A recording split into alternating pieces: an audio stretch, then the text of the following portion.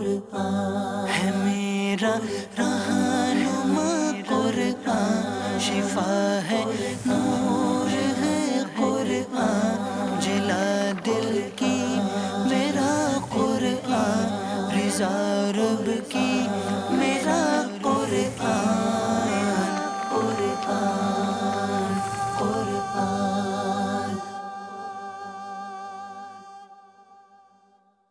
الحمدللہ رب العالمین والصلاة والسلام علی سید المرسلین، اما بعد فاعوذ باللہ من الشیطان الرجیم، بسم اللہ الرحمن الرحیم۔ الصلاة والسلام علیک یا رسول اللہ وعلی آلک واصحابک یا حبیب اللہ، الصلاة والسلام علیک یا نبی اللہ وعلی آلک واصحابک یا نور اللہ۔ میٹھے میٹھے اسلامی بھائیوں اور مدنی چینل کے ناظرین، سلسلہ ہے ایک قصہ ہے قرآن سے۔ قرآن ہے میرا رہنما، قرآن شفا ہے، نور ہے قرآن، جلا دل کی میرا قرآن، رضا رب کی میرا قرآن، قرآن قرآن۔ آج کس کی بات ہونی ہے؟ آج ایک ایسے شخص کی بات ہونی ہے جس کا نام تو بڑا مشہور ہے مگر اس کا چرچا اچھے الفاظ میں نہیں ہے۔ جی ہاں، انجام بہت برا ہوا۔ دنیا میں بڑے بڑے بادشاہ گزرے ہیں مگر ایسا بادشاہ جس کے پاس مال خزانہ بہت کچھ تھا مگر اس کا انجام بہت برا ہو۔ جی ہاں، آج بات ہوگی قارون کی۔ آج ہمارے سلسلے کا موضوع ہے قارون کا انجام۔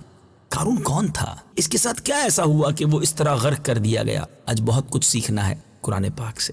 قارون جو ہے حضرت موسیٰ علیہ السلام کے چچا یسہر کا بیٹا تھا، بہت ہی شکیل، بہت ہی خوبصورت۔ جی ہاں، قارون کے اندر بہت ساری بظاہر خوبیاں تھیں، وہ خوبصورت بھی تھا اور لوگ اس کے حسن و جمال سے متاثر ہو کر اس کو منور کہا کرتے تھے۔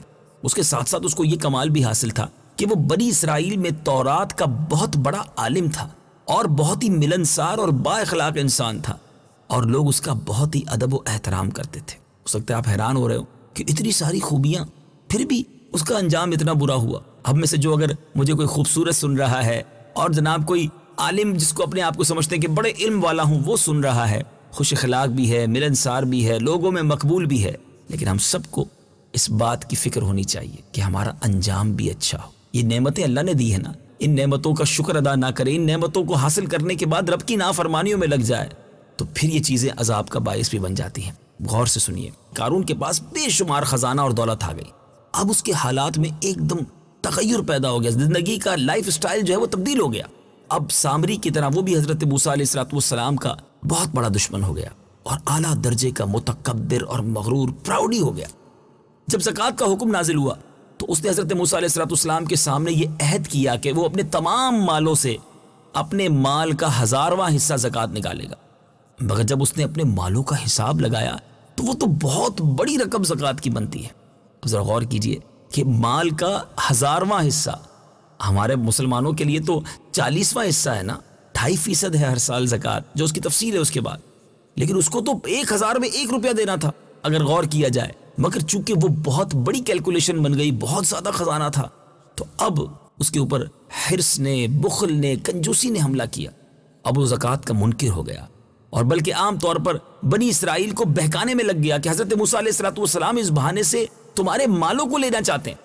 یہاں تک کہ حضرت موسیٰ علیہ السلام سے لوگوں کو بدگمان کرنے کے لیے اس خبیث نے، اس غلط آدمی نے یہ گندی اور گھناؤنی چال چلی کہ ایک عورت کو بہت زیادہ مال و دولت دے کر اس بات پر آمادہ کیا کہ وہ حضرت موسیٰ علیہ السلام پر بدکاری کا الزام لگائے۔ چنانچہ عین اس وقت جب حضرت موسیٰ علیہ السلام واز فرما رہے تھے، قارون نے آپ کو ٹوکا کہ فلانی عورت کے ساتھ آپ نے معاذ اللہ برا کام کیا۔ حضرت موسیٰ علیہ السلام نے فرمایا اس عورت کو میرے سامنے لاؤ۔ چنانچہ وہ عورت جب بلائی گئی، اللہ کے نبی ہیں حضرت موسیٰ علیہ السلام، کلیم اللہ ہے اور آپ پر یہ الزام لگایا جا رہا ہے، تو آپ نے فرمایا اے عورت، اللہ کی قسم جس نے بنی اسرائیل کے لیے دریا کو پھاڑ دیا اور عافیت و سلامتی کے ساتھ دریا کے پار کر کے فرعون سے نجات دی، سچ سچ بتاؤ کہ واقعہ کیا ہے۔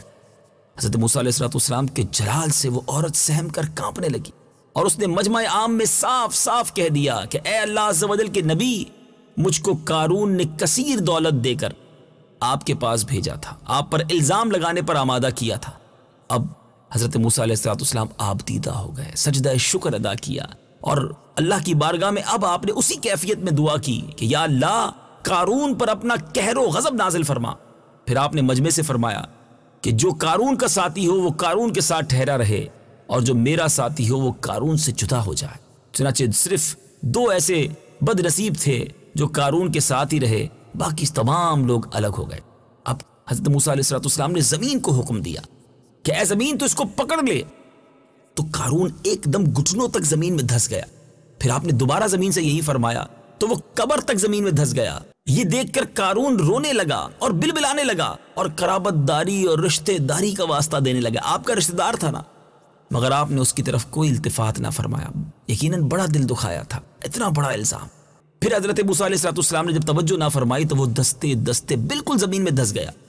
اب وہ 2 جو منحوس شخص تھے جو قارون کے ساتھی بنے ہوئے تھے، اپنی آنکھوں کے سامنے سب دیکھا نا، آنکھوں پہ جب پردہ پڑ جاتا ہے نا تو دیکھیں آنکھوں کے سامنے حضرت موسیٰ علیہ السلام نے اشارہ کیا ہے، زمین آپ کی بات مان رہی ہے، وہ دھستا جا رہا ہے۔ تو وہ کہنے لگے کہ حضرت موسیٰ علیہ السلام نے قارون کو اس لیے دھسا دیا ہے کہ قارون کے مکان اور اس کے خزانوں پر قبضہ کرنا چاہتے ہیں۔ اللہ! پھر حضرت موسیٰ علیہ السلام نے دعا مانگی کہ یا اللہ قارون کا مکان اور خزانہ بھی زمین میں دھس جائے۔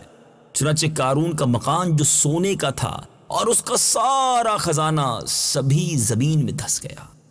اے میرے بیٹے اسلامی بھائی، اللہ والوں سے جو بیر لیتے ہیں، اللہ والوں کو جو ستاتے ہیں، اللہ کے نیک بندوں سے، اللہ کے برگزیدہ بندوں کو جو تکلیف پہنچاتے ہیں، پھر اس کا انجام کیسا ہوتا ہے۔ تکبر کتنی بری چیز ہے، کنجوسی کتنی بری چیز ہے۔ اس واقعے سے اے میرے بیٹے اسلامی بھائیوں، آئیے پہلے تو یہ واقعہ قرآن کی زبان سے سنتے ہیں۔ اللہ تعالیٰ ارشاد فرماتا ہے کہ قارون کو کتنے خزانے دیے تھے، ان خزانوں کی کنجیاں ایک مضبوط اور طاقتور جماعت بمشکل اٹھا سکتی تھی۔ اس کی کیز جو ہیں، جی ہاں، خزانہ تو کتنا ہوگا، جن صندوقوں میں، جن تجوریوں میں وہ خزانہ رکھا جاتا تھا، ان کنجیوں کو اٹھانے کے لیے ایک بڑی جماعت درکار ہوتی تھی۔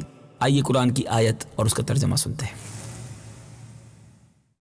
ان قارون كان من قوم موسى فبغى عليهم وآتيناه من الكنوز ما إن مفاتحه لتنوء بالعصبة أولي القوة۔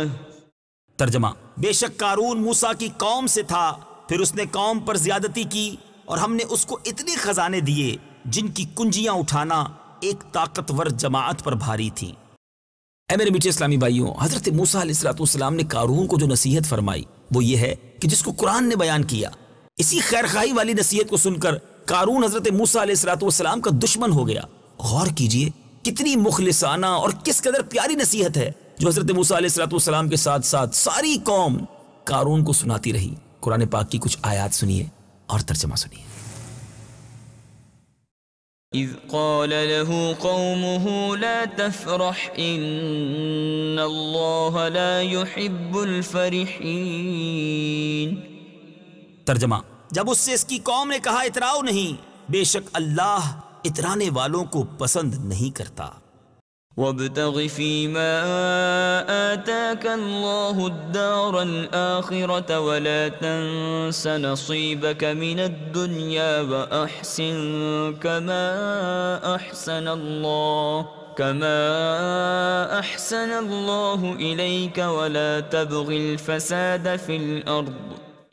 ترجمہ: اور جو مال تجھے اللہ نے دیا ہے اس کے ذریعے آخرت کا گھر طلب کر اور دنیا سے اپنا حصہ نہ بھول اور احسان کر جیسا اللہ نے تجھ پر احسان کیا، اور زمین میں فساد نہ کر۔ اے میرے بیٹے اسلامی بھائیوں، قارون نے اپنے مال کے گھمنڈ میں، غرور میں اس مخلصانہ نصیحت کو ٹھکرا دیا اور خوب بن سور کر تکبر اور غرور سے اتراتا ہوا قوم کے سامنے آیا اور حضرت موسیٰ علیہ السلام کی بدگوئی اور ایذا رسانی کرنے لگا۔ اب اس کا نتیجہ کیا ہوا؟ قرآن کی زبان سے سنیے اور خدا کی اس قاہرانہ گرفت پر خوف الہی سے تھرا اٹھیے۔ فخسفنا به وبداره الأرض فما كان له من فئة ينصرونه من دون الله وما كان من المنتصرين۔ ترجمہ: تو ہم نے اسے اور اس کے گھر کو زمین میں دھسا دیا تو اس کے پاس کوئی جماعت نہ تھی جو اللہ کے مقابلے میں اس کی مدد کرتی اور نہ وہ خود اپنی مدد کر سکا۔ اے میرے میٹھے اسلامی بھائیوں اور مدنی چینل کے ناظرین، یہ عبرتناک واقعہ ہم سب کو یہ درس ہدایت دیتا ہے کہ اگر اللہ تعالیٰ مال و دولت عطا فرمائے تو اس فرض کو لازم جانے کہ اپنے اموال کی زکوٰۃ ادا کرتا رہے، اور ہرگز ہرگز اپنے مال و دولت پر غرور اور گھمنڈ نہیں ہونا چاہیے۔ یہاں وہ مدنی چینل کے ناظرین سوچے جو بعض اوقات کہتے ہیں یار اتنی ساری زکوٰۃ بن جائے گی۔ مثال کے طور پہ اگر کسی کی 10 لاکھ روپے زکوٰۃ نکلتی ہے تو کہتے ہیں او ہو 10 لاکھ روپے نکل جائیں گے۔ اللہ کے بندے 4 کروڑ بھی تو مالک نے دیے جب 10 لاکھ زکوٰۃ نکل رہی ہے نا۔ ہمیں تو شکر ادا کرنا چاہیے، جب بھی زکوٰۃ دینے کی باری آئے تو بوجھ نہ سمجھے اسے، بلکہ سچی بات یہ ہے کہ زکوٰۃ دے کر اللہ کا شکر ادا کریں کہ مالک تیری مہربانی، تو نے دینے والا بنایا، مانگنے والا نہیں بنایا۔ ہمیں تو اگر اللہ نے نوازا ہے تو اللہ کی راہ میں خرچ کرنے میں بخل کس بات کا؟ اللہ ہی کا تو مال ہے۔ یہ قارون کا انجام قرآن کا یہ واقعہ ہمیں سکھا رہا ہے کہ جو لالچ کرتے ہیں، بخل کرتے ہیں، راہ خدا میں خرچ کرنے میں کنجوسی کرتے ہیں، وہ برباد ہو جایا کرتے ہیں۔ جس کو رب نے دولت دی ہے نا، رب چاہے تو پل بھر میں دولت چھین بھی لیتا ہے۔ ہر وقت اس کا دھیان رکھتے ہوئے تواضع اور انکساری کی عادت رکھیے، اور ہرگز ہرگز کبھی انبیاء، اولیاء، صالحین اور جو اللہ کے نیک بندے ہیں ان کی بدتمیزی ان کی بارگاہ میں نہیں ہونی چاہیے، ان کی شان میں گستاخی بالکل نہیں ہونی چاہیے۔ ادب، احترام، تعظیم کا دامن تھامے رہیں۔ اللہ والے ہوتے ہیں، ان کے ذریعے تو ہمیں رب سے ملنا ہے۔ اگر یہی ناراض ہو گئے تو ہمارا کیا بنے گا؟ اے میرے میٹھے اسلامی بھائیوں، جب اللہ والے دعا کرتے ہیں وہ بھی قبول ہوتی ہے، اور اللہ کے نیک بندے اگر بد دعا کر دیں تو پھر کوئی جگہ باقی بچتی نہیں ہے۔ آپ نے اس واقعے سے یہ بھی تو سیکھا نا کہ اللہ کے نبیوں کا حکم کہاں کہاں چلتا ہے۔ حضرت موسیٰ نے زمین کو حکم دیا تو زمین نے قارون کو پکڑ لیا، دھسا دیا۔ یہ ہیں اللہ کے انبیاء، یہ ہیں اللہ کے نیک بندے جن کا اس طرح رب عز و جل نے قرآن میں تذکرہ کیا۔ یہاں بہت سارے مسکنسیپشن بھی کلیئر ہو رہے ہیں کہ اللہ والوں کی شان کیا ہے، اور رب اپنے برگزیدہ بندوں کو کیسے کیسے اختیارات سے نوازتا ہے۔ اللہ کریم ہم سب کو عقل سلیم عطا فرمائے، انکساری، عاجزی عطا فرمائے، اور اس کی راہ میں دل کھول کر خرچ کرنے کا جذبہ عطا فرمائے۔ یہ ہے قرآن، پڑھتے جائیے، سیکھتے جائیے، اور اپنے دلوں کو فیضان قرآن سے منور کرتے جائیے۔ مدنی چینل دیکھتے رہیے، ایک اور قصہ قرآن کا لے کر اگلے سلسلے میں حاضر ہوں گے۔ صلو علی الحبیب صلی اللہ تعالی علی محمد صلی اللہ علیہ وسلم۔ قرآن ہے میرا رہنما، قرآن شفا ہے، نور ہے قرآن، جلا دل کی میرا قرآن، رضا رب کی